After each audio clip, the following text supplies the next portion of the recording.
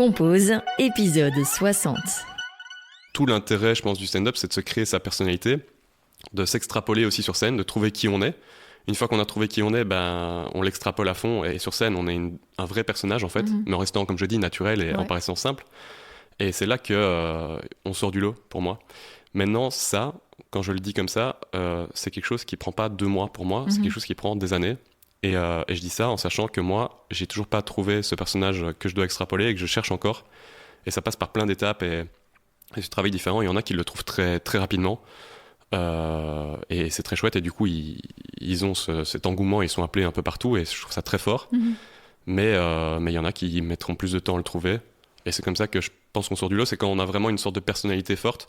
Parce qu'on peut aborder le même sujet. D'ailleurs, je pense qu'en humour, tout a été dit. En vrai, du moins une majeure partie de ce qu'on peut dire comme sujet a été dit sur scène.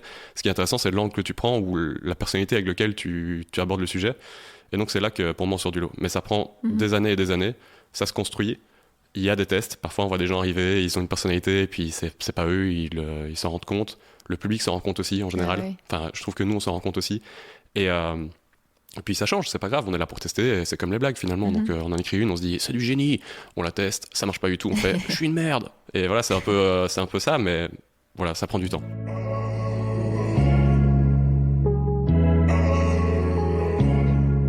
Cette semaine, j'ai la joie de recevoir Médéric, humoriste et fondateur de l'Ardent Comédie. Ensemble, on a parlé de sa découverte du stand-up lors du confinement, de son envie de raconter des histoires, du fait qu'il est introverti, mais à l'aise de parler devant un public, de recherche d'identité, de valeur de vie, d'ouverture d'esprit, de tracer son propre chemin, d'entrepreneuriat et de direction artistique, de collaboration, de la façon dont il prend les compliments et les critiques. Je vous souhaite une très belle écoute.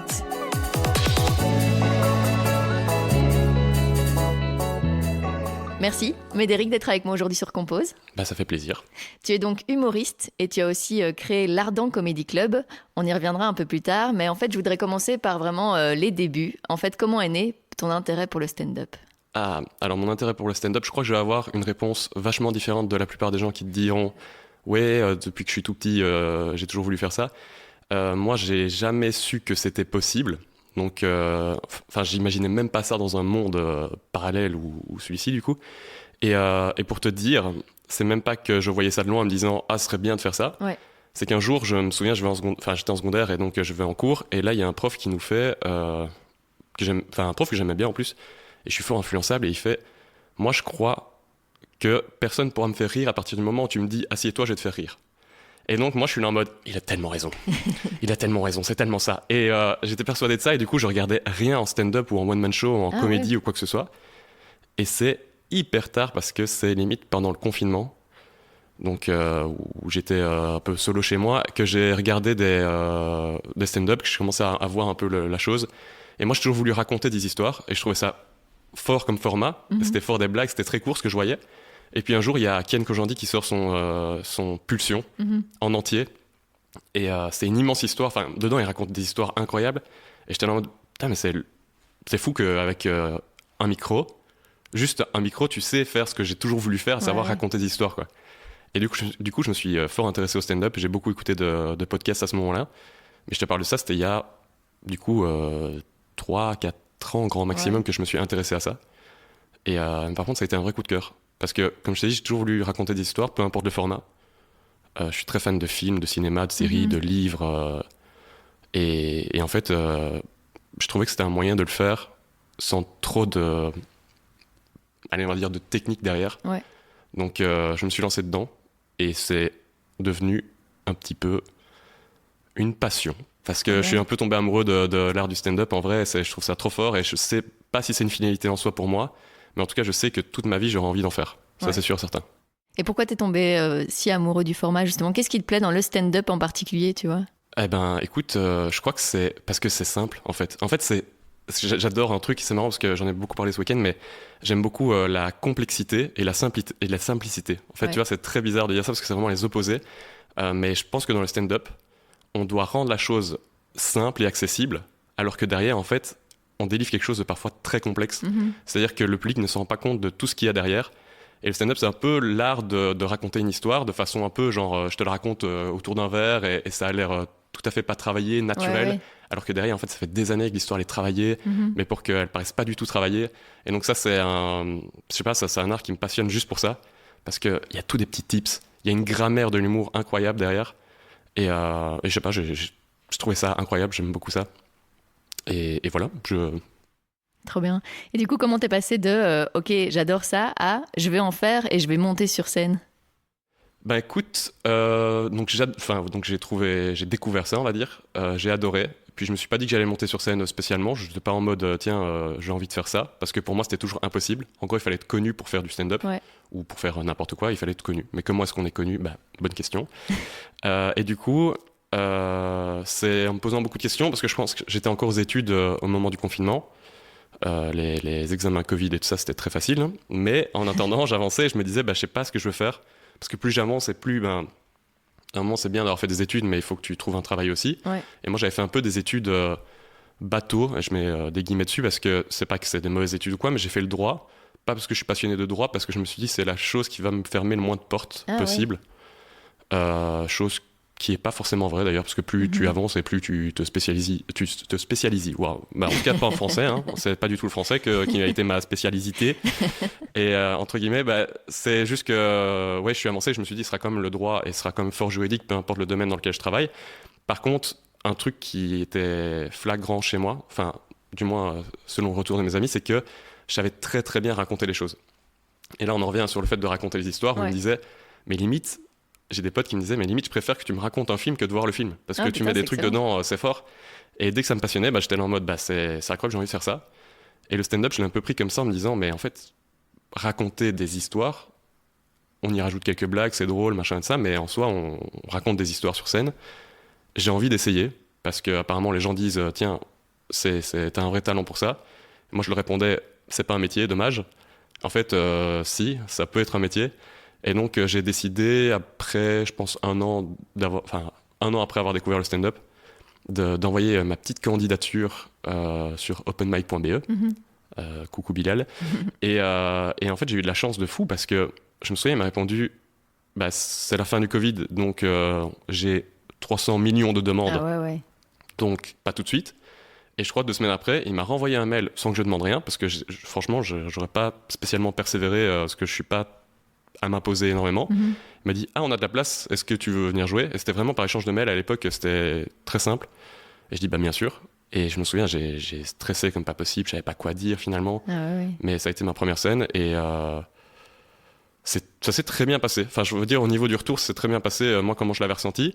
Maintenant, si je la regarde, je vois à quel point c'était catastrophique sur plein d'aspects. J'ai même oublié mon texte sur scène. Mais en tout cas, c'était une très bonne expérience. Et puis, j'ai eu la chance de pouvoir remonter sur scène, genre peut-être 1 ou 2 mois après. Parce qu'à l'époque, c'était vachement plus long. Il y avait moins de propositions. Et par contre, là, ça a été vraiment très très bien. Voir la scène, je me souviens il y a plein de défauts de débutants, on est d'accord. Et encore aujourd'hui, j'ai plein de défauts. Mais ce qu'il y a, c'est que quand je la vois, j'étais là en mode, je comprends pourquoi j'ai vraiment apprécié cette scène-là aussi. Trop bien. Et pour revenir un peu à ça, pourquoi, comme t'aimes raconter des histoires, t'as pas fait des études de communication? Eh ben, c'est hyper intéressant que tu me dises ça parce que si je devais choisir maintenant des études, je choisirais communication. Et en fait, je te dis ça, mais tu m'as posé la question pendant mes études. Jamais j'aurais dit ça parce qu'il y a une réputation dans les études. Ah, on est d'accord. Oui. Et donc, vraiment, la réputation, c'était « Ah ouais, comme ça a rien, chômage land ». Et j'étais peut-être le premier à le dire, en mode on rigole de ça. Moi, je faisais le droit et c'est un peu les PQ de droit, tout ça. Bien que moi, c'était pas du tout mon mood. Mais en tout cas, il y avait plein de réputations selon les études que tu faisais. Et maintenant, je vois à quel point c'est utile. Surtout que, en fait, on disait « Ouais, ça sert plus à grand-chose de faire communication ». Et plus on avance, plus je me dis, mais en fait, c'est eux qui vont avoir du travail plus tard, parce que tout le monde maintenant a besoin d'un CM pour faire ci, pour faire ça, peu importe, c'est fou. La présence des réseaux sociaux maintenant, elle est tellement importante que si, du travail, il y en aura toujours. Et même les technologies qui avancent et qui évoluent comme ça, c'est incroyable aussi. Donc à choisir maintenant, je referai ça, parce que déjà, j'aime beaucoup aussi juste me poser, le montage, machin et tout ça, et je me rends compte qu'effectivement, même raconter l'histoire d'une marque, ça peut m'intéresser. Il y a des documentaires sur des plateformes de streaming ou autres que je regarde et ils racontent l'histoire d'une d'une façon très narrative et très romancée parfois, mais je me dis, mais c'est fou parce qu'on est en train de me vendre un produit limite, et moi j'adore ça, j'adore ce qui est en train de se passer. Donc ouais, je crois que je ferai comme maintenant. Trop bien. Oui, et du coup, donc cette première scène, t'en gardes un bon souvenir. Et sur ton site internet, tu mets que c'était un peu catastrophique, mais justement, après, quelle était ta sensation vraiment sur scène? Et est-ce qu'à ce moment-là, tu t'es dit, OK, en fait, j'ai envie de recommencer? Ben, en fait, je crois que je l'ai mis sur mon site internet parce que j'ai le recul de me dire c'était catastrophique. Maintenant, c'était pas. Enfin, quand je dis catastrophique, attention, il y a vraiment des scènes qui peuvent être horribles pour des personnes. Et je crois que j'ai peut-être vécu pire par la suite. Et encore, faudrait que je réfléchisse. Mais je dis que c'est catastrophique parce que je regarde. En fait, j'avais oublié mon texte en plein milieu de la chose. À un moment, je crois que juste raconter une histoire qui m'est arrivée et j'avais mis des blagues et donc elle marchait plutôt bien. Mais après, il fallait que je meuble sur les dernières minutes qui restaient. Et donc, je racontais des blagues pour faire des blagues, mais qui n'avaient aucun sens, aucun intérêt. Je pense que je parlais d'élever des lamas au Pérou, chose que je dirais plus jamais sur scène. Mais en gros, ouais, du coup, je me dis c'est catastrophique parce que j'ai essayé de meubler plutôt que de profiter du moment. Mais ça, c'est que je le revois a posteriori. En fait, quand je vis le moment, qu'est-ce qui s'est passé? C'est que la scène, et en tout cas, du coup, les scènes open mic, c'était au Kings. C'était très, très, très bienveillant. Bilal, c'est son métier et il sait très bien faire ça pour mettre les gens à l'aise. Donc moi je suis monté sur scène, les humoristes étaient hyper sympas aussi. Je sais même plus te dire qui y avait exactement, mais en gros je monte sur scène et ça se passe très bien. L'entente donc avec le MC, avec les autres humoristes, avec le public, ça se passe tellement bien que en fait je me dis c'est génial ce qui s'est passé. Parce que même quand j'ai oublié mon texte, en gros ce qui s'est passé, et j'ai ce moment filmé, c'est j'avais pris des notes sur mon téléphone, mais vraiment peut-être 5 minutes avant de monter sur scène. Parce que justement, un humoriste qui m'a dit, mais si t'as peur, mets-toi des tirets dans ton téléphone, en fait, tu vois. Genre, au moins, tu sais de quoi tu peux parler. Et j'étais en mode, mais oui, pourquoi j'ai pas pensé à ça avant, en fait, tu vois. Et donc, 5 minutes avant, je le mets vite dans mon téléphone. Et ce qui se passe, c'est qu'effectivement, j'ai un trou sur scène. Et je dis aux gens, ah merde, j'ai oublié mon texte. Et je prends mon téléphone pour revoir les tirets que j'ai. Mais pendant ce temps-là, les gens bienveillants, ils applaudissent tous, ils te mettent à l'aise. Et puis tu te dis, ah oui, ok, c'était ça que je devais dire. Et tu te sens vraiment bien. Et donc, tu te dis, mais c'est fou, comme c'est agréable aussi de recevoir un peu d'amour comme ça, d'inconnu, il n'y a rien à faire. Et donc je me suis dit, j'ai envie de réessayer. Je savais bien que j'avais pas donné le meilleur de moi-même, forcément. Et voilà, je me suis senti à l'aise, j'ai envie de réessayer. Et puis toute l'expérience, elle démarre après. Une première scène, je pense que tout le monde en est capable, c'est surtout franchir le cap, de se dire, ok, il faut le faire. Et puis voilà, il n'y a rien qui sera parfait. Il n'y a rien qui sera parfait sur une première scène. Donc il faut arrêter aussi de se dire, je dois me préparer jusqu'à ce que ce soit parfait. Non, il faut tester, retester, se confronter au public. Et donc, il faut y aller quand on est prêt à 10, 20% même et se dire, OK, c'était quoi le retour que j'en ai ressenti, comment je vais améliorer ça. Donc, je me suis lancé et puis c'est ça qui en est ressorti. Et je me suis dit, let's go, on va s'améliorer et monter en pourcentage de puissance scénique.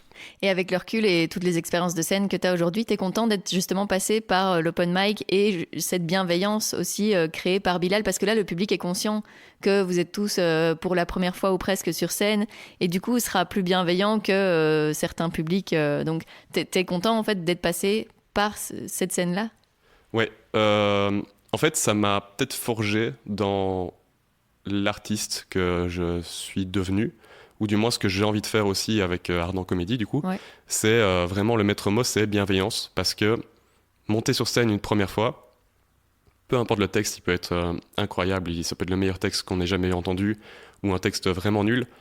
En fait, monter sur scène la première fois, le plus difficile, c'est de se confronter aux gens et de se dire, je vais être jugé par des inconnus que je connais pas, j'ai jamais fait cet exercice-là. Je suis censé les faire rire, c'est pas une présentation devant une classe où on dit, voilà, je vais vous parler de la Mésopotamie. Non, ça n'a rien à voir. Et c'est un truc où on est censé les faire rire. Donc si on les fait pas rire, ça sent très vite, très fort. Et 8 minutes sur scène, c'est très, très, très long si ça va pas. Donc, cette bienveillance, elle est très importante pour déjà se mettre en confiance aussi et se dire, bon, tout le monde est conscient que c'est pas un exercice facile. Et d'ailleurs, il y a plein de gens qui te disent en descendant de scène, mais moi, je serais incapable de faire ce que tu fais. Tu vois.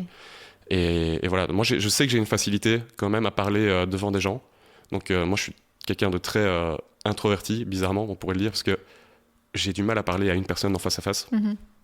Une, deux personnes, c'est catastrophique. Genre, désolée du coup pour le podcast. Limite, là, il y a un micro entre nous, ça va. Mais en vrai, j'ai du mal à le faire dans le sens où je sais que j'ai une réputation en mode un peu pas le gars qui se la pète, mais qui parle pas trop aux gens. Enfin, tu vois, comme si je me prenais la grosse tête, mais c'est juste parce que j'ose pas aller parler aux gens.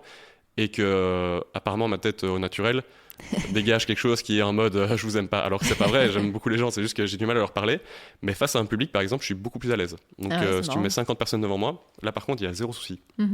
Et donc voilà, je pense que c'est important aussi de démarrer avec des scènes bienveillantes, dans le sens où il faut pouvoir se confronter avec des gens, se dire que les gens sont conscients de ce que tu es en train de faire, ils savent que tu arrives, que tu vas tester des blagues pour la première fois, que tu montes sur scène pour la première fois, et donc en fait voilà, on est là pour rigoler, et si ça va pas, on donnera un maximum de bienveillance, c'est 8 minutes, t'inquiète, le soute, et travaille, bosse, et reviens quand tu te sentiras mieux, quoi. Donc je pense que c'est très important.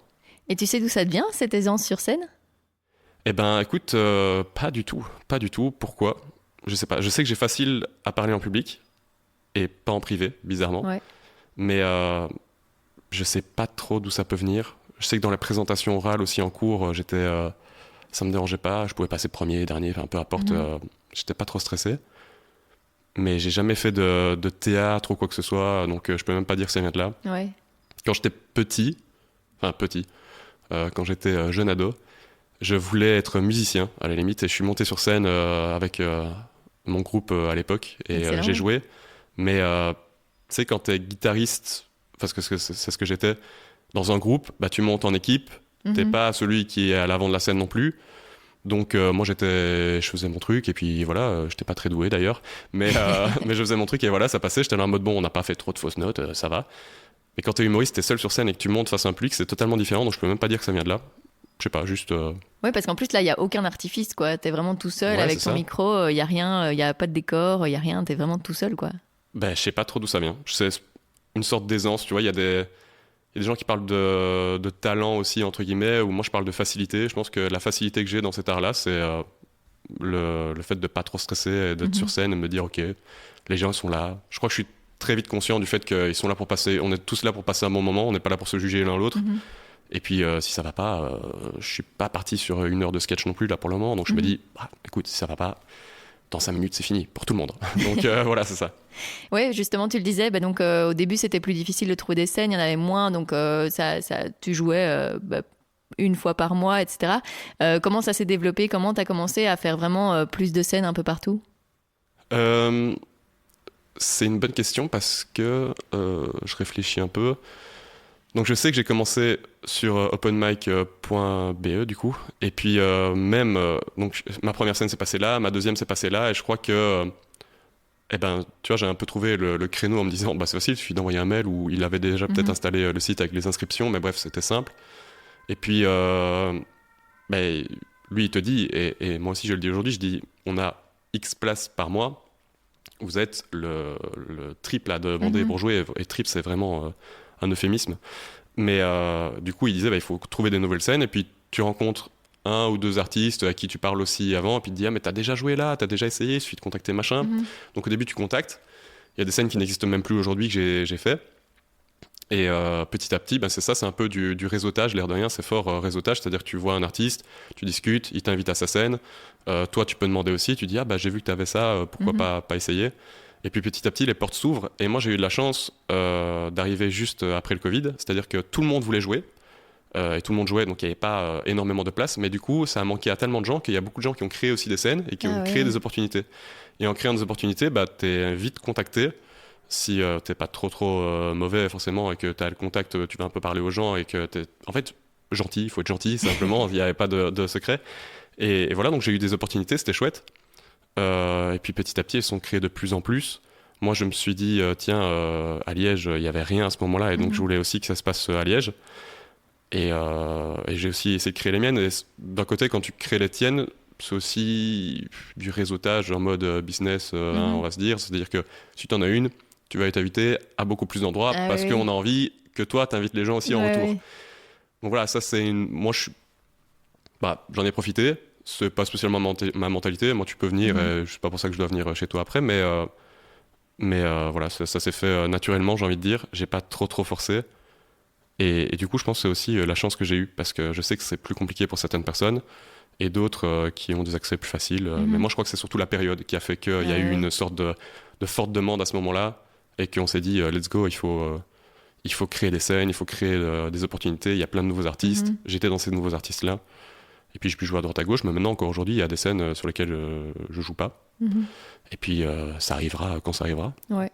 Et qu'est-ce qui fait selon toi que ça fonctionne? Parce que tu vois, tu dis il y a beaucoup d'artistes et il y a de plus en plus de stand-uppers, stand-uppeuses. Qu'est-ce qui fait que une personne va sortir du lot par rapport justement à toute cette offre entre guillemets?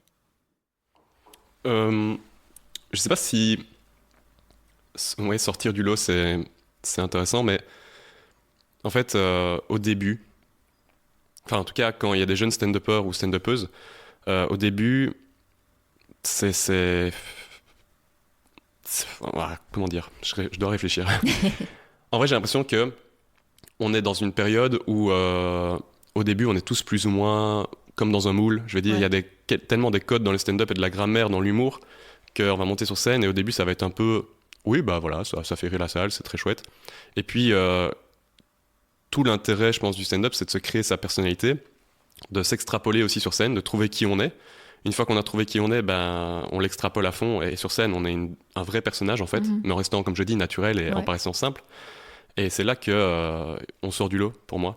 Maintenant, ça, quand je le dis comme ça, c'est quelque chose qui prend pas 2 mois pour moi, c'est quelque chose qui prend des années. Et je dis ça en sachant que moi, j'ai toujours pas trouvé ce personnage que je dois extrapoler et que je cherche encore. Et ça passe par plein d'étapes et ce travail différent. Il y en a qui le trouvent très, très rapidement.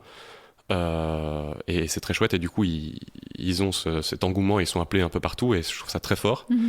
Mais il y en a qui mettront plus de temps à le trouver et c'est comme ça que je pense qu'on sort du lot, c'est quand on a vraiment une sorte de personnalité forte parce qu'on peut aborder le même sujet. D'ailleurs je pense qu'en humour tout a été dit en vrai, enfin du moins une majeure partie de ce qu'on peut dire comme sujet a été dit sur scène. Ce qui est intéressant, c'est l'angle que tu prends ou la personnalité avec laquelle tu abordes le sujet. Et donc c'est là que pour moi on sort du lot. Mais ça prend des années et des années, ça se construit. Il y a des tests, parfois on voit des gens arriver, ils ont une personnalité et puis c'est pas eux, ils s'en rendent compte. Le public s'en rend compte aussi en général. Ouais. Enfin, je trouve que nous on s'en rend compte aussi. Et puis ça change, c'est pas grave, on est là pour tester, et c'est comme les blagues finalement. Donc on en écrit une, on se dit c'est du génie, on la teste, ça marche pas du tout, on fait je suis une merde. Et voilà, c'est un peu ça, mais voilà, ça prend du temps. Ça prend du temps, je pense. Et comment tu travailles ça justement toi? Alors là, c'est tout mon dilemme parce que comme j'ai dit, pour trouver sa personnalité, je pense qu'il faut savoir qui on est. Je sais pas qui je suis, putain. C'est un peu le truc. Non, c'est un peu le truc où j'ai du mal à travailler ça. Et ce week-end, j'ai fait un stage d'identité, justement, enfin d'identité artistique avec Alexandra Henry, qui est très très forte et qui coach pas mal d'artistes. Et ouais, c'est très compliqué de savoir qui on a envie d'être aussi sur scène. Moi, je suis quelqu'un de très influençable, je pense. Et donc, je peux parler avec des gens et puis penser quelque chose, et je parle avec l'opposé, et je pense de nouveau l'opposé de la chose. Donc, ce que je dis aujourd'hui, demain, je pense peut-être pas. Ça dépendra quand le podcast sera publié. Tu vois. En fait, le podcast fera 2 minutes, parce que j'aurais dit, je pense plus du tout ce que j'ai dit. Supprime tout. C'est ça. Et non, en fait, oui, c'est long. Et là, je suis en train, tout doucement, justement, de voir un peu vers où je vais aller. Je suis très content de ça. Mais ça a dû passer par plein d'étapes. C'est-à-dire que là, au début, j'écrivais 2-3 textes, je testais. Même, j'écrivais beaucoup à un moment. Je testais plein de blagues et il y avait des choses bien mauvaises aussi qui sortaient. Et puis, c'est pas grave, tu les testes, tu les changes. Parce que plus tu commences à faire de la scène, plus tu commences à avoir ton set aussi où tu te dis, bon, celui-là, il fait rire quasiment tout le temps. Donc, je sais que je suis tranquille. Si ça va pas, je le sors, ça passe. Mais donc, il faut quand même pas trop rester dans ce confort-là et sortir et oser des choses. Sauf que, encore une fois, j'étais là en mode... Ce que je fais, c'est un peu... en fait, c'est débutant, comme je te disais, avec les codes très classiques. Et je suis là en mode, bon, il n'y a rien d'intéressant là-dedans qui en sort d'un point de vue personnalité, quoi. Et donc là, je suis en train d'essayer de trouver cette personnalité-là. Et ça passe par plein d'exercices, de tests que je fais. Genre là, pour le moment, je suis dans une période que j'aime pas du tout. Mais j'appelle ça un peu le niveau des égouts. Tu sais, dans les jeux vidéo, tu passes toujours le niveau des égouts. On n'a pas envie de faire ça, mais il faut le faire pour passer au bon niveau après. Et là, par exemple, j'ai un texte très simple qui me plaît pas spécialement moi. J'ai même rajouté une blague avec même un cliché, chose que j'aime encore moins. Mais le but, c'est de monter sur scène et de me sentir à l'aise et de vivre le moment présent avec les gens, chose que j'avais pas du tout avec le stress justement. Et donc je veux que ça passe par là avant de délivrer le bon texte que j'ai avec la personnalité que je vais avoir. Parce que si je fais cet exercice-là, je sais exactement vers où je vais me tourner en tant que personnalité, on va dire. Et puis après, je pourrais délivrer un texte dans lequel je suis un peu plus fier. Et donc, ça a dû passer par des exercices comme ça sur scène où je me suis dit, là, jusque juin, je fais un peu ça. C'est-à-dire que je délivre pas le texte que je suis en train d'écrire, que j'aime bien, mais je dois avoir ce contact facile avec les gens, être à l'aise aussi avant la scène, après la scène, sur scène, me sentir aussi à l'aise d'interagir avec les gens s'il faut interagir avec les gens. Et donc ça doit passer par des exercices très, très, parfois chiants, parfois moins chiants. Après, c'est moi qui crée cette règle-là, mais il y en a plein d'autres que j'ai vu faire autrement et qui marchent bien mieux que moi, donc peut-être qu'ils avaient raison. Mais voilà, pour trouver la personnalité, c'est long, ça passe par des exercices difficiles. Et je suis pas sûr de l'avoir pour autant demain, quoi. T'as l'impression d'avoir beaucoup changé en tant que personne aussi, depuis que justement tu montes sur scène et que tu es artiste? Je pense que... Alors ici, on est à Liège, actuellement. Et Liège, c'est déjà une grande ville pour moi. Sauf que la majorité de la scène, ça se passe à Bruxelles, qui est du coup la grande ville. Et quand t'es bruxellois, enfin en tout cas, les retours que j'ai, c'est que Liège, c'est la campagne. Sauf que moi, en plus de ça, je viens pas de Liège à la base. C'est-à-dire que moi, j'ai grandi vraiment à la campagne. Donc c'est-à-dire une petite ville dans la province de Liège. Et au niveau des valeurs de vie, eh ben, en rentrant dans le milieu du stand-up, j'ai pris une claque, mais j'ai trouvé ça très intéressant. C'est-à-dire que on est beaucoup plus ouvert à Bruxelles. C'est un milieu qui est très justement ouvert et qui est très en apprentissage continu, justement. Et donc, quand tu es dans ce milieu-là, tu fréquentes des gens que je trouve très intéressants, justement, et j'apprends en continu à leur côté. Et donc, en tant que personne, j'ai beaucoup changé parce que déjà, je vois des choses. On va prendre même la vie de base, mais moi, vivant dans ma campagne, on m'a toujours dit, en gros, tu fais tes études, ensuite, tu vas trouver un travail, tu vas trouver quelqu'un avec qui te mettre, tu vas acheter une maison, tu vas faire des enfants, et puis tu diras à tes enfants qu'ils doivent faire des études, qu'ils doivent trouver un travail, qu'ils doivent machin, qu'ils doivent machin, qu'ils doivent machin. Sauf que tout ça, dans le fond, moi, j'ai jamais voulu d'enfants, jamais voulu un travail, où on dit ma carrière. Moi, j'aimerais bien vivre de plein de petits projets comme ça. Et pour moi, encore une fois, c'est impossible parce que tout le monde dans mon entourage fait cette voie-là, qui est toute tracée, et tu te dis, je vais devoir faire ça de ma vie. Puis je débarque dans une grande ville avec un métier qui est totalement... on considère même pas... Tout le monde ne considère même pas comme un métier, quoi. Donc c'est pour dire, c'est vraiment un peu underground. Et c'est se dire, tiens, là maintenant, je vois des gens d'une trentaine d'années, ils n'ont pas spécialement d'enfants, ils ne sont pas spécialement propriétaires, ils vivent leur meilleure vie en fait, et je suis là en mode mais moi ça me plaît. Donc il y a d'autres valeurs de la vie en fait qu'on peut enseigner, il y a d'autres chemins qu'on peut utiliser, et puis même sur l'ouverture d'esprit, je trouve que c'est un milieu beaucoup plus ouvert, et ça je suis très, très content de pouvoir fréquenter des gens comme ça, parce que c'est très cliché ce que je vais dire, mais à la campagne c'est pas toujours les plus ouverts d'esprit. Alors ils sont pas tous comme ça, loin de là, mais voilà, c'est se dire, tiens, en fait, il y a un autre monde qui est possible, un autre chemin. Et en fait, tu peux même tracer ton propre chemin. Et c'est OK, quoi. Il n'y a personne qui va te juger derrière. Donc, je crois que j'ai changé à ce niveau-là, surtout. C'est le milieu qui m'a fait changer.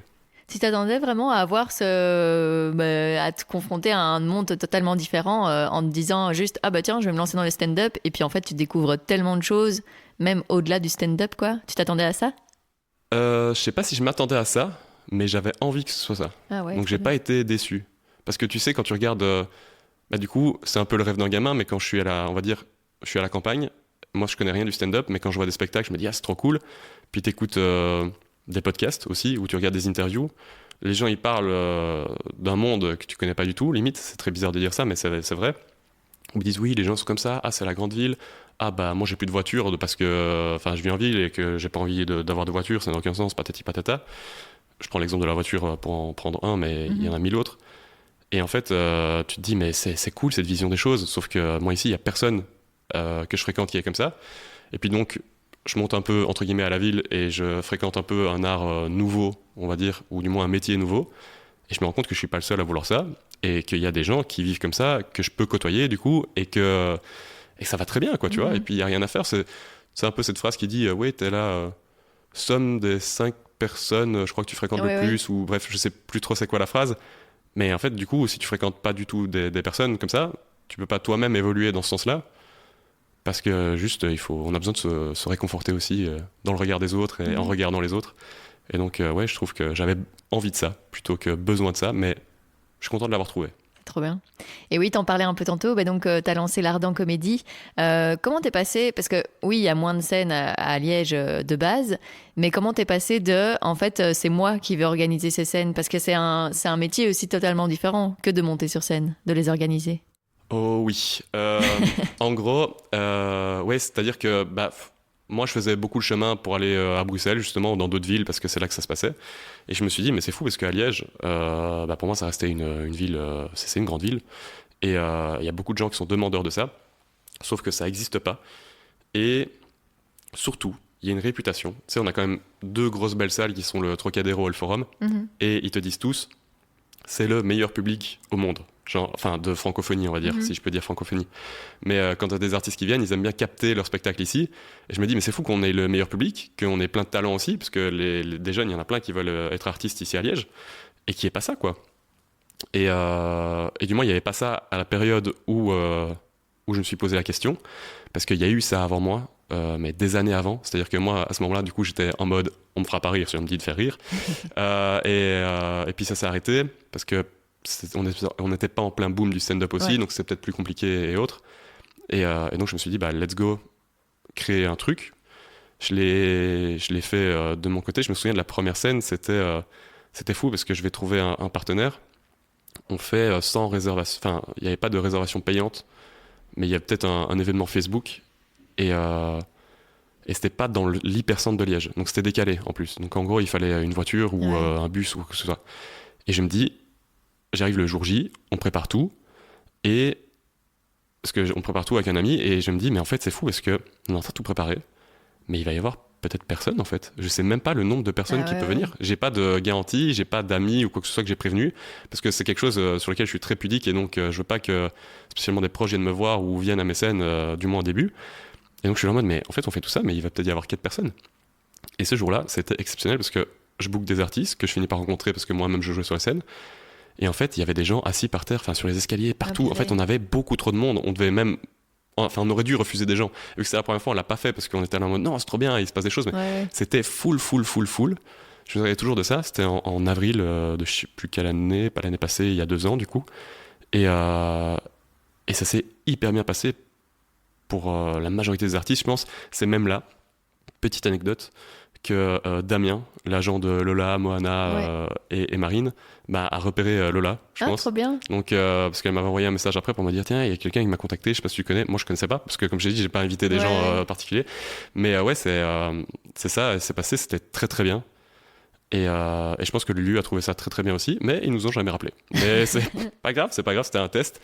Et on l'a fait chez Minx parce qu'ils étaient débordés, c'était les Grignoux, donc c'est fort réputé à Liège pour être quelque chose de culturel et autres. Donc ils ont plein de choses à faire et moi-même je les relance pas spécialement. Mais en tout cas, c'est très bien passé, mais c'était maladroit, je veux dire. On a lancé ça s'appelait même pas Ardent Comédie, ça s'appelait, figure-toi.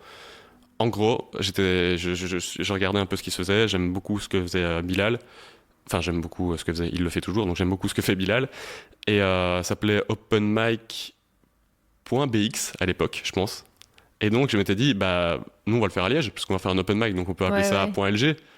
Et puis, je me souviens, je pense que lui, il s'est dit, merde, en gros, c'est un concept que j'aimerais bien exporter un peu aussi de BX à un moment, donc il va mettre .be. Il m'avait envoyé un message et tout, et de façon hyper bienveillante, loin de là, et on avait un peu discuté, donc il m'avait dit, voilà, je voulais le développer un peu partout, donc je mets .be, mais t'inquiète. Et puis moi, je lui ai dit, mais je pense pas que c'est le nom que je veux garder. De toute façon, c'est juste que fallait un nom pour cette première scène. Et donc, ça a très vite évolué en Ardent Comédie, de toute façon, pour la cité ardente de Liège. Et voilà, petit à petit, ça s'est fait. Mais c'est vraiment ce manque qu'il y avait à Liège de me dire, mais tiens, j'ai envie de faire venir les artistes chez moi aussi. Parce que moi, je fais des allers-retours, tu sais, parfois pour 5 minutes de scène à Bruxelles. C'est bien parce que c'est ta passion, t'as envie d'en faire. Et même si t'es payé 20 centimes, ce qui m'est déjà arrivé, 3 pièces de 20 centimes, je pense qu'il y en a toujours. Et voilà. Donc tu le fais et tu te dis, je perds de l'argent, c'est vrai, mais je fais ce que j'aime. Donc c'est le temps d'apprendre. Par contre, je me suis dit, pourquoi on va faire ce que j'aime aussi ici ? Et peut-être il y a des gens qui sont prêts à faire ce que je suis en train de faire. Ça a été le cas. Et voilà, ça s'est mis petit à petit, on en a fait une et ça s'est bien passé. Je crois que celle d'après, on l'a refait longtemps après aussi, tu sais, un peu comme quand tu montes sur scène, tu joues pas tout de suite. Puis voilà, on a trouvé un autre partenaire, puis on a développé petit à petit une sorte de récurrence. Quand on a eu la récurrence, on a trouvé d'autres endroits, on l'a fait petit à petit. Aujourd'hui, c'est quelque chose qui peut avoir 2, 3, 4 scènes par semaine. C'est pas toujours le cas, mais on essaie d'avoir une sorte de régularité Ouais. et de proposer ça aux artistes, mais aussi au public. C'est surtout ça, parce qu'il y a une sorte d'éducation du public à faire pour le moment, vu qu'il n'y avait rien. Et voilà, on essaye que tout se passe bien et que ça se développe. Mais du coup, vu le succès de la première édition aussi, tu t'es dit, ok, c'est que le public était aussi en demande et en recherche de stand-up, quoi. D'office, qu'il y avait une demande de fou. Mais c'est le truc que je dis, mais je sais même pas pourquoi on n'a pas fait de même réservation entre guillemets gratuite, tu vois, sur un site ou quoi que ce soit pour voir qui allait venir. Parce que c'est vrai que nous, l'idée c'était de se dire, mais en fait, personne va venir voir ça. Et juste le mot stand-up, parce qu'on n'était pas une marque, enfin, tu vois, on pouvait même pas dire c'est garant de bonne soirée entre guillemets, parce qu'on n'était personne. Donc c'était juste le mot stand-up qui avait fait que les gens étaient venus en mode on a tous envie de voir du stand-up. Et je pense que j'aurais été le premier, si j'avais vu ça, à y aller aussi. Donc je pense qu'il y avait une vraie demande ici à Liège. Et tout ça, tu gères ça tout seul ? Ouais, alors parfois je dis on, mais c'est parce qu'on est plusieurs dans ma tête. Et, non, en fait, pour dire je dis on, parce que la personne qui m'a accompagné, par exemple à cette première scène, c'est un de mes meilleurs amis, qui je vis justement ici en bas. Et donc il m'a accompagné, mais vraiment dans une démarche où il n'est pas du tout dans le milieu. Et c'était vraiment en mode... il était encore aux études à ce moment-là. Et voilà, c'était en mode, tiens, une soirée, vas-y, je t'aide, j'ai envie de voir ce que ça donne aussi. Tout le monde aime bien rire. Lui, il était dans le public, c'est très bien passé. Et voilà, mais effectivement, après, je suis seul sur tout le reste. Aujourd'hui, je suis tout seul. Et ça prend un temps monstre, parce que c'est au moins une dizaine de métiers d'être organisateur quand on veut bien faire les choses. Et donc, ça, c'est très, très compliqué de gérer ça, plus artiste. Qui est un business aussi. Donc être artiste pour moi c'est vraiment un business et c'est aussi plein de métiers. Donc je suis à 20 métiers je pense par jour. Pour un salaire, demi-salaire, même pas. Oui. Mais oui, tu as vraiment un profil entrepreneurial, quoi. Tu le disais tantôt, tu as envie de faire comme ça, pas d'avoir une carrière toute tracée, mais plein de projets. C'est vraiment une envie de entreprendre. Ouais, en fait, dans les points forts, ce week-end justement, on a trouvé mon identité, on essayait de trouver un peu les mots qui pouvaient ressortir. Et dedans, il y en a un où je me suis dit, mais ça c'est vrai que c'est depuis un moment, c'était le côté entrepreneurial justement. Parce que même artistiquement, j'essaye de voir ça comme un business à développer. Et il y a plein de choses que je trouve bien qui se fait chez d'autres personnes, mais que moi je veux pas faire, en tout cas sur une méthode classique, parce que j'ai l'impression qu'on est un peu en train d'uniformiser le chemin pour devenir artiste. De se dire, tiens, on doit faire justement un open mic, et puis un 5 minutes, 10 minutes, puis après on fait un 3x20, puis on fait un 2x30, et puis on fait son spectacle d'1 heure, on doit le faire là, ça s'appelle un rodage, machin. Et en fait, il y a plein de chemins. Enfin, artiste, il n'y a pas de chemin. Donc il faut entreprendre justement. Et donc j'ai un peu envie de sortir de ces codes-là, que ce soit autant en tant qu'artiste qu'organisateur. Et c'est quelque chose qui me challenge, quoi. Et c'est ce que je te disais avant qu'on démarre le podcast. Pour la saison prochaine, je sais qu'il faut que je revoie absolument les objectifs de l'année, parce que j'ai plus envie de faire ce que je suis en train de faire, à savoir, je suis en train de m'engouffrer dans le chemin des organisateurs de base. Je suis très fan de ce que fait le What the Fun. Et je m'en cache pas, j'essaye de faire... En fait, je les copie, mais en mode c'est de l'admiration que j'ai pour ce qu'a fait Rudy. C'est incroyable. Et donc, moi, je me dis, c'est comme ça qu'il faut faire, faisons comme ça, plus localement, parce que moi, c'est Liège. Et je le fais.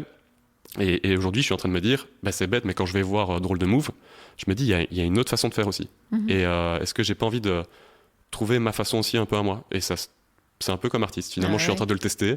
Et puis, je vais revenir sur d'autres choses. Et donc là, il y a des projets que je vais sélectionner, je pense, pour l'année prochaine. Donc, des buts à atteindre. Et je vais me focus dessus. Quitte peut-être à faire moins de scènes en tant qu'organisateur. Ça, je sais pas. C'est justement le débat que j'ai actuellement. Et on verra bien. Oui, justement, tu imagines d'autres façons de raconter des histoires ? Ben oui, en fait, ça s'appelle Ardent Comédie et pas Ardent Stand-up. Et je pense qu'il y a une raison à ça, même si je ne le savais pas à l'époque, c'est peut-être inconscient. Mais aujourd'hui, que ce soit même des vidéos sur les réseaux sociaux ou un podcast, parce qu'on est en train de faire un podcast, je pourrais imaginer un podcast aussi. C'est pas dans mes priorités tout de suite. Mais voilà, il y a plein de choses à faire. Je pense à l'impro qui est en train de prendre aussi de façon incroyable. Alors moi, en fait, tout ça, je suis pas quelqu'un qui... Enfin, du stand-up, en fait, je l'ai, entre guillemets, produit parce que j'en faisais, même si j'étais débutant. Maintenant, de l'impro, je fais pas d'impro. Donc, je pense que si jamais Ardent Comédie se mettait à l'impro, par exemple, pour donner un exemple, il faudrait que je sois avec des gens qui en fassent. Je vais pas débarquer dans le milieu en me disant tiens, c'est un business qui semble rentable, je vais le faire. Je veux toujours qu'il y ait une sorte de patte artistique, que ce soit quelque chose par les artistes, pour les artistes. Et donc voilà, il y a des choses sur lesquelles je me dis, bon, il y a moyen de raconter des histoires différemment. Est-ce que ça va passer par une web-série? Est-ce que ça va passer par un livre? Je sais pas, c'est pas le but non plus. Mais en tout cas, il y a vraiment justement des objectifs à mettre et me dire, tiens, on va faire ça différemment. Ça peut être une émission de télévision en partenariat ou autre, mais en tout cas, il faut que je trouve justement les angles dans lesquels j'ai envie d'aller en tant qu'organisateur et que producteur, entre guillemets, mais aussi en tant qu'artiste. Parce qu'en tant qu'artiste, j'ai pas envie comme j'ai dit, de suivre ce chemin tout tracé pour être artiste et de développer vraiment une sorte, ça va faire très prétentieux, mais d'empire un peu. Ouais. C'est-à-dire, j'ai envie de mettre des cartes un peu là-bas, un peu là-bas, un peu là-bas, et ça va prendre plus de temps forcément pour avancer, pour arriver là où je veux. Mais quand j'arriverai là où je veux, j'arriverai vraiment avec une sorte d'identité de marque aussi, et ça, j'ai envie que ce soit très fort.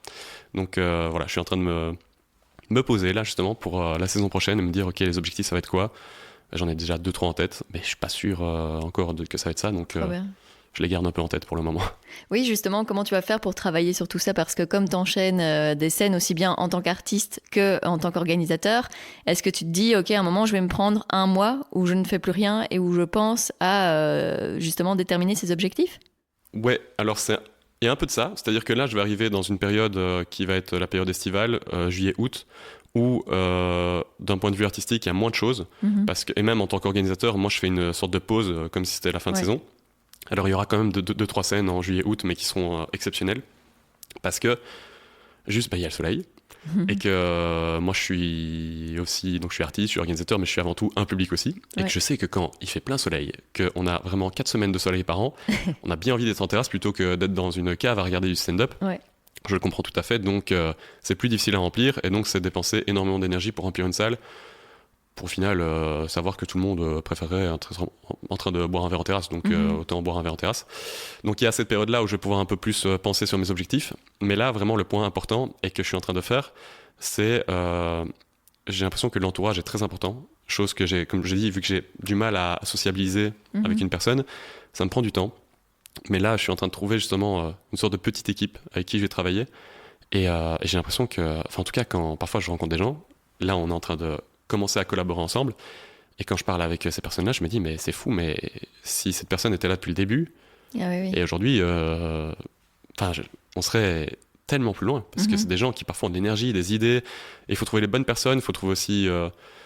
Tout travail mérite salaire, donc moi j'essaye de aussi leur dire si on collabore ensemble sur tel point, on trouve un arrangement, que ce soit financier ou de service. Ça c'est très important aussi. Il faut comprendre que les gens parfois ils sont prêts à faire un échange de services plutôt que de l'argent, mais il faut toujours être très clair dessus, je pense. Et donc voilà, là je suis en train d'essayer de créer ma petite équipe entre guillemets sur différents projets, et je sais que je vais être accompagné d'une certaine façon pour la saison prochaine, que ce soit artistiquement ou en tant qu'organisateur. Et du coup, je me sens vachement plus à l'aise aussi de me dire, tiens, je sais que ça va avancer, mais pour que ça avance, du coup, il faut qu'on définisse les objectifs tous ensemble, qu'on se dise, ok, on va passer par quelle étape, et apprendre à déléguer, du coup, ce qui va être ma mission de la saison prochaine, je pense, parce que pour le moment, je tout fais tout seul. Et je sais que pour ça, j'ai un peu de mal faire confiance aux gens, je le fais, mais toujours, quand c'est ton projet, il y a toujours un moment où tu mets ton nez alors que tu dois faire confiance aux gens à qui tu travailles, quoi. Ouais, c'est ça. C'est vraiment encore le côté entrepreneurial, quoi. À la fois s'entourer et déléguer, c'est les deux principes de base à chaque fois qu'on donne, quoi. C'est vrai. Écoute, voilà, l'entrepreneur de l'humour, c'est un peu moi. Non, mais en gros, ce que je dis, vu que je veux pas dire que des gens ont une vision trop simple de ce que ça peut être le stand-up, mais en tout cas, vu qu'on essaye de le jouer dessus, en disant le stand-up c'est simple et tout le monde peut le faire, oui, et en même temps, ça dépend ce que tu veux en faire derrière. Pour moi, il faut vraiment, si à aucun moment tu rentres dans une vision business, ou que tu t'entoures pas, parce qu'il y a des gens, ils n'auront jamais cette vision business, et ils vont s'entourer, et d'une équipe de prod ou autre, et donc très bien. D'ailleurs, ça c'est très très chouette, je trouve. Mais voilà, moi je suis plus en indé, on va dire, et du coup, je suis pas fermé du tout à cette idée de, dans 5 ans, peut-être avec une boîte de production, loin de là, mais c'est de se dire, tiens, moi j'aime bien un peu tous ces aspects-là. En fait, j'aime bien, sinon je n'organiserai pas de scène, mais j'aime bien voir comment ça se passe. J'aime bien me dire aussi, tiens, artistiquement, comment est-ce qu'on gère une carrière, comment est-ce qu'on la manage, que fait un booker. Et donc je me renseigne énormément. Il y a des artistes qui sont bien plus loin que moi dans leur carrière, que j'accompagne. Et c'est avec plaisir que je leur rends service dès que je peux rendre service, mais moi j'apprends énormément parce que je vois comment ça se passe derrière. Je me dis, ok, donc en fait, c'est pas plus mal parce que maintenant que je sais ça, ben moi qui suis, je vais dire, au niveau 1, et ben pour monter au niveau 2-3, je sais qu'il faut pas que je fasse ces erreurs-là parce que ça va me bloquer au niveau 4, tu vois. Donc c'est très bizarre de parler comme ça, mais voilà, j'apprends énormément de choses et je trouve que ouais, toutes ces facettes de métier m'intéressent. Donc, le côté entrepreneur, je valide. Oui, et dans toutes les facettes, il y a aussi les réseaux sociaux dont tu parlais tantôt, du community management. Tu t'es lancé dans des nouveaux formats de vidéos, enfin, tu en as fait beaucoup plus ces temps-ci. Dans quel objectif tu les as fait et en fait, ouais, non, vraiment, dans quel objectif tu les as fait? Est-ce que tu te dis que c'est une étape nécessaire pour avancer dans cette carrière de stand-upper? Tu vois, on en avait parlé et en fait c'était encore une fois un test, tu vois. Ouais. Je m'étais dit tiens, si je publie une vidéo par jour pendant X temps, qu'est-ce que ça fait? Qu'est-ce que ça m'apporte aussi en tant qu'hygiène de vie? Parce que ça c'est très très important de penser à son hygiène de vie. Et donc je l'ai fait pour tester, pour pas dire c'est impossible sans l'avoir testé. J'ai eu les retours que je voulais, c'est-à-dire que j'ai vu ce que ça faisait d'un point de vue visibilité sur les réseaux, mais aussi comment moi je le vivais. Et je sais du coup vers où je vais aller sur les réseaux sociaux aussi. Alors ce sera pas ça, du coup ce sera pas une vidéo par jour simple, comme j'ai fait justement cette période-là. Mais ce sera différent. Je pense que justement je veux un truc un peu plus produit, ça prendra plus de temps, il y aura moins de contenu. Ouais. Mais j'ai envie d'être un peu plus fier de ce que je délivre. Parce qu'en fait faire une vidéo par jour, quand tu te dis, bon, avec toutes les trends qu'il y a sur TikTok et tout ce qui se fait en ce moment, je peux en fait en faire une si on fait les trends, si on est en esprit TikTok, je veux dire. Pas que c'est plus facile, mais du moins, il y a peut-être moins besoin de réflexion derrière. Et encore, je dis ça, je suis même pas spécialement d'accord, hein, parce que quand je vois des gens, je pense par exemple à Nicolas Lacroix, qui fait des vidéos très régulièrement, voire parfois, et je me demande si à un moment il a pas fait une par jour. Et il y a de la créativité derrière, donc voilà. Enfin bref, peut-être, ouais, je sais pas. Bonne question. Mais en tout cas, moi, je me dis que j'ai besoin de plus de temps pour être créatif, du moins. Et donc, je veux faire un truc un peu plus produit aussi. Alors ça, c'est le côté embêtant, parce que du coup, ça demande des moyens et ça demande plus de temps, peut-être des gens à qui tourner. Mais c'est ce qui est prévu. Et du coup, encore une fois, cette équipe à qui je parle, dedans, il y a une community manager qui va arriver. Et donc, qui est d'ailleurs incroyable au niveau de son énergie. Tu sais, il y a des gens qui sont extravertis, qui ont beaucoup d'énergie, qui te prennent ton énergie, elle en donne, donc tant mieux. C'est trop bien. Et donc, avec cette personne-là, je sais que je vais vouloir aussi l'orienter vers cette production de réels, de TikTok et autres qu'on va faire, mais qui va être plus compliqué à faire pour un résultat pas dingue, c'est-à-dire pas dingue au niveau du retour du public, c'est-à-dire que quand c'est triste, mais l'algorithme c'est ça, c'est-à-dire que si tu publies régulièrement, que tu fais une vidéo par jour et qu'elles sont pas dingues, en fait très vite, moi je suis monté en termes d'impression et en termes d'abonnés et de vues. J'ai vu qu'il y avait des vidéos qui ont marché, mais qui étaient une vidéo qui m'a pris 2 minutes à tourner et à monter parce que j'avais dit que je publiais tous les jours peut-être à 18h et qu'il était 17h30 et que j'étais là en mode j'ai pas de vidéo, merde, qu'est-ce qu'on fait? Et je le fais vite et ça part. Et puis du coup ça marche, mais derrière en fait ça se voit peut-être plus sur les réseaux sociaux, mais est-ce que tu es fier de ce que tu es en train de montrer aux gens? Moi c'était pas le cas. J'étais là en mode ok, donc les gens qui vont me suivre savent pas ce que je fais, c'est pas ce que j'ai envie de montrer aussi. Et puis il y a une chose, c'est tu te dis si je montre quelque chose que moi j'apprécie pas, comment est-ce que j'espère collaborer avec des gens que j'apprécie potentiellement? Donc voilà, c'est ça, d'où l'intérêt de me dire ok, ça marche quand je respecte l'algorithme, mais est-ce que j'ai envie que ça fonctionne comme ça en fait? Et la réponse pour moi c'est non, et c'est de me dire ok, je vais faire des vidéos que je préfère, plus produites, et alors est-ce que c'est nécessaire dans le stand-up? Je sais pas. En tout cas, moi, c'est une façon aussi de raconter ou de divertir les gens, parce que je parle beaucoup de raconter des histoires, mais le divertissement a une part très importante pour moi. C'est-à-dire que je peux me lever à 4h du matin pour une blague, quoi. Il faut absolument... en tout cas, le divertissement, c'est très, très important. Et donc, ça, c'est créer du divertissement. J'aime beaucoup. Donc, mais il faut que je crée le divertissement que j'ai envie de voir aussi. Ouais, parce qu'en plus, le danger des vidéos sur les réseaux sociaux, c'est que peut-être que les gens auront cette image de toi, mais qu'en fait, sur scène, c'est pas la même chose. Et donc, ça peut créer aussi une impression qui n'est pas ce que tu as au final, quoi. C'est ça. Et c'est tout l'important de... Tout l'important. Waouh. Le français, c'est vraiment pas mon fort. Hein. Aucune autre langue, d'ailleurs. Donc... En gros, non, c'est l'importance d'avoir une DA, en fait, une direction artistique dans ce qu'on fait en tant qu'artiste. Je pense qu'il faut vraiment un moment se cibler, savoir qui on est. On revient toujours à la même chose. Mais à partir du moment où on sait qui on est, on se dit, ok, je suis qui? comment est-ce que je m'exprime, quels sont mes objectifs et qu'est-ce que je mets en place pour y arriver. Et donc, il y a ce côté-là avec les vidéos aussi, de se dire qu'est-ce que j'ai envie de mettre en place. Bah, moi, j'ai envie de mettre en place des choses un peu plus produites, même si je sais pas encore trop qui je suis, comme je disais. Mais oui, j'ai pas envie de délivrer quelque chose de trop simple. Pareil sur scène, il y a quelque chose qui va arriver, et je veux que ce soit un peu plus complexe. Et voilà, je vais voir, mais effectivement, après, c'est différents formats, tu vois. Je sais pas si les gens qui te voient en vidéo sont spécialement ceux qui viennent te voir sur scène et inversement. Donc, ça, je sais pas, je me pose pas encore trop la question à ce niveau-là. Ça doit te stimuler hyper fort d'avoir une toute nouvelle équipe qui se construit et justement tous ces cerveaux créatifs comme ça qui vont bosser avec toi. Hier, par exemple, j'ai eu un rendez-vous avec une de ces personnes et j'avais plein de choses administratives à faire. Le rendez-vous, il s'est un peu fait sans que ce soit prévu. Et je suis sorti de là, j'étais en mode, mais je vais travailler toute la nuit parce que là, j'ai plein d'idées, parce que là, c'est bien ce qu'on a fait et tout. Et puis, je suis fatigué, donc je dors. Mais oui, en vrai, c'est très, très stimulant, c'est très motivant, surtout que c'est des personnes... En fait, j'ai demandé, il faut savoir le faire. J'ai du mal à demander même de l'aide aux gens. Et là, c'est des gens qui sont un peu venus... c'est un concours de circonstances. En fait, une des personnes avec qui je vais travailler, c'est une personne qui était là, on s'est vu...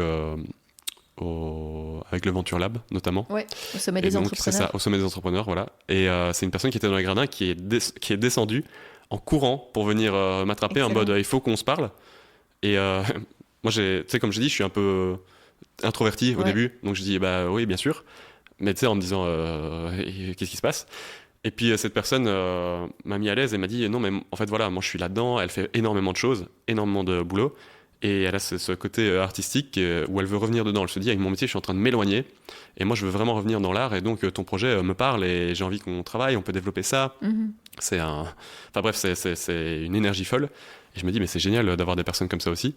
Et puis même, maintenant, je commence à fréquenter aussi des artistes qui sont donc dans le milieu.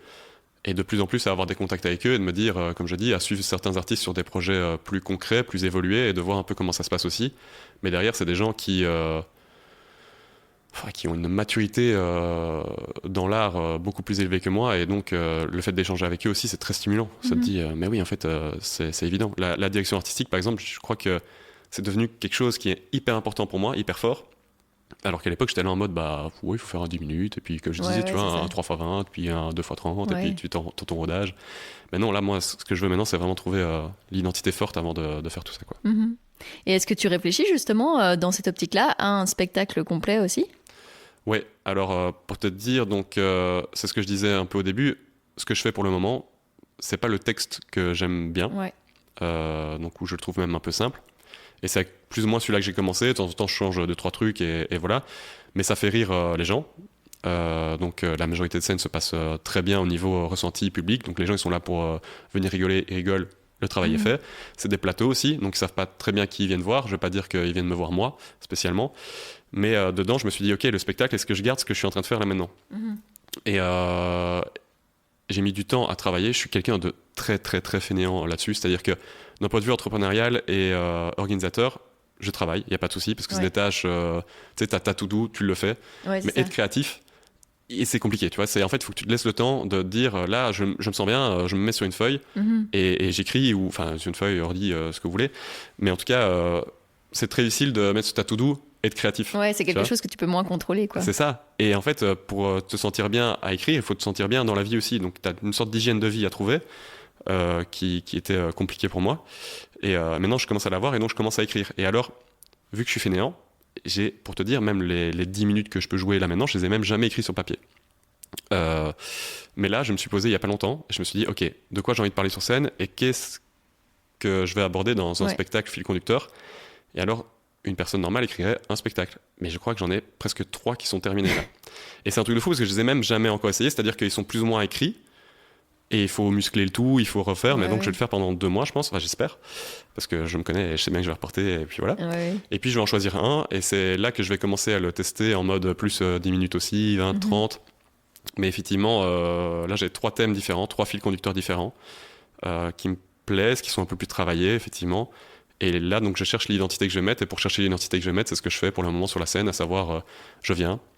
J'essaye de pas savoir ce que je vais jouer à l'avance et de me mettre sur scène et de me sentir à l'aise. Et qu'est-ce qui ressort, qu'est-ce qui marche bien avec les gens. Moi, qu'est-ce que j'ai envie d'offrir aux gens aussi. Donc le 1 heure, très important de se pencher dessus un moment et de pas faire uniquement des plateaux. En fait, hier on m'a dit quelque chose qui est très intéressant, c'est les plateaux, t'en fais pour en sortir un jour. Ouais. Et donc c'est très très bien les plateaux. Il faut en faire et j'en ferai pendant encore longtemps. Mais il y a cette idée de se dire, en tant qu'artiste, il faut aussi développer quelque chose qui est vraiment toi, quoi. Ah ouais. Et ce que tu as écrit, tu l'as déjà fait relire à quelqu'un d'autre? Ça va arriver bientôt. Mais alors, j'ai un peu abordé un des thèmes ce week-end avec différents artistes qui étaient au même stage d'identité. Donc on a un peu échangé dessus. Mais pour le moment, en entier, je ne l'ai pas encore fait lire. D'ailleurs, les 3 ne sont pas tous marrants pour le moment. C'est très bizarre de dire ça, parce qu'ils le seront. En tout cas, si je les présente, c'est qu'ils le deviendront. Mais pour le moment, il y a ce que je voulais dire. Et donc dedans, il y a peut-être parfois juste des constatations. Ouais. Il y en a un, il est très comparatif. L'autre est très, d'un point de vue scientifique même. Donc c'est très compliqué de faire rire dessus. Et c'est là que j'ai du mal à trouver le début, justement. Mais voilà, donc il y a ce côté... un peu pour le moment, j'ai écrit ce dont je voulais parler. Et là, il y a ce côté clown qui doit sortir, c'est-à-dire que maintenant je sors toutes les blagues qui peuvent sortir, puis il y aura le côté éditeur où je vais supprimer toutes les blagues qui n'ont rien à faire là, et puis il y aura le côté musclage, si je puis dire, du texte, donc de resserrer un peu les vannes, se dire ok bon ça vire encore, c'est-à-dire qu'en fait c'est l'exercice que tout le monde fait justement et que ça je trouve très bon, c'est de monter sur scène peut-être à 15 minutes et garder 2 ou 3, mais voilà, de se dire tiens sur ces 10 minutes là quelles étaient les 3 minutes les plus fortes. Eh ben, je garde ces 3 minutes les plus fortes, puis je reteste quelque chose, puis je garde de nouveau les 3 minutes les plus fortes, donc j'ai 6 minutes vraiment forts. Et c'est comme ça que je pense qu'il faut évoluer. Et donc là, c'est ce que je vais faire, mais j'essaye déjà de le faire un peu en interne aussi pour pas monter sur scène avec un 10 minutes qui va faire un long silence. Parce que là, c'est compliqué aussi. Ouais. Et t'as fait des stages ou des coachings en écriture? Absolument pas. J'ai jamais fait ça. J'ai acheté des bouquins quand même à un moment, donc j'ai lu 2-3 choses dessus, mais qui est fort justement, je le disais au début, sur la grammaire de l'humour. Il y a une véritable grammaire de l'humour à pas négliger. Maintenant, je préviens tout le monde, si vous lisez ce genre de bouquin et que vous allez voir du stand-up après, ça va être lourd au début. Parce qu'on voit tous les tips, c'est fou, on voit toutes les choses. Il y a tellement des choses évidentes, et plus on voit du stand-up, plus... Moi, je suis toujours très fan du stand-up, j'essaye toujours d'être consommateur avant tout, mais parfois, il y a des choses, on les voit, c'est téléphoné tellement à l'avance, on se dit, ouais, pas dingue. Alors qu'en fait, si, mais c'est juste qu'à force d'être dans le milieu, on voit les choses un petit peu différemment. Mais j'ai jamais fait de stage même. Par contre, d'où l'importance de s'entourer, c'est quelque chose que je vais pas me fermer comme porte. Je pense que peut-être avant, peut-être ces vacances-ci, je vais peut-être m'entourer de personnes pour relire, peut-être un co-auteur, j'aimerais bien aussi travailler avec quelqu'un. Et alors, je sais que c'est très bizarre de dire un metteur en scène en stand-up, mais du moins, il y a un metteur en scène que je fréquente en ce moment. J'aime bien voir avec lui ce qu'il en est aussi, parce qu'il a une sorte d'expérience de la vie scénique. C'est un vieux monsieur.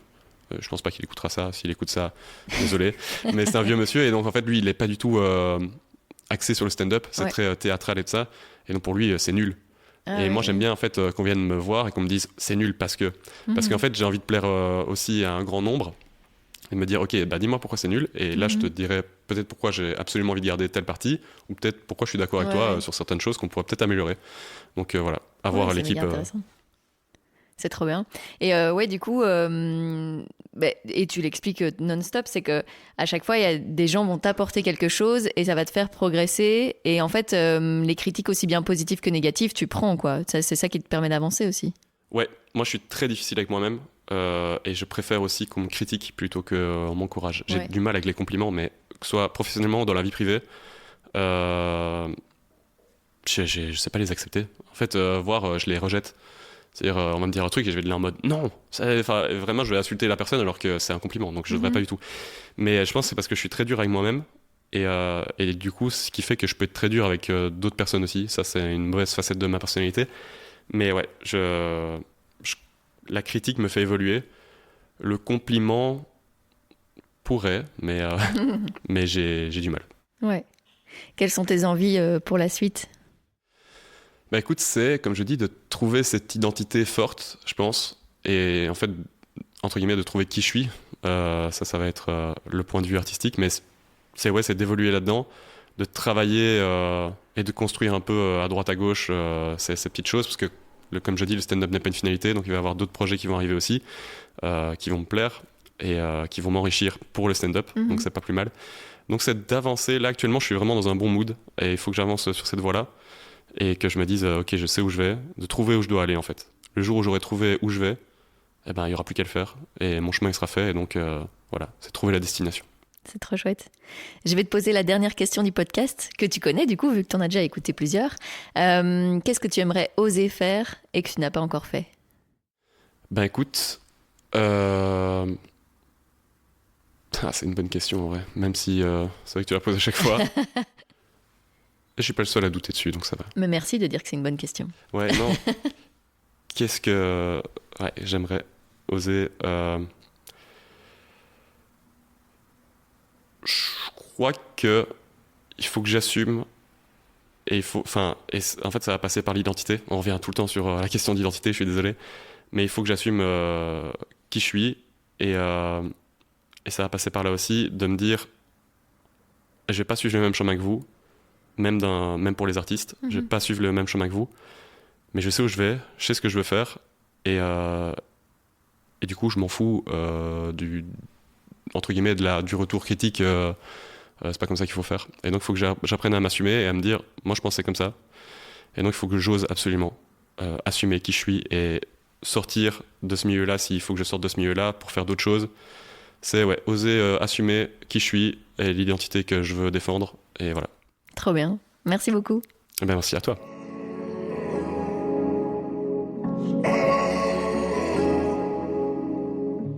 Merci Médéric d'avoir accepté mon invitation. Vous trouverez tous les liens pour le suivre dans les notes de cet épisode. J'espère qu'il vous a plu. Alors si c'est le cas, n'hésitez pas à me le faire savoir en laissant commentaires et étoiles sur la plateforme que vous êtes en train d'utiliser pour écouter et à vous abonner à Compose sur tous les réseaux sociaux. Et puis, si vous voulez m'aider à développer ce projet, n'hésitez pas à le soutenir financièrement via Patreon. Compose est un podcast réalisé entièrement par moi, Julie Mouvet. Le générique a été produit par le talentueux Nucci. On se retrouve dans 2 semaines pour un nouvel épisode.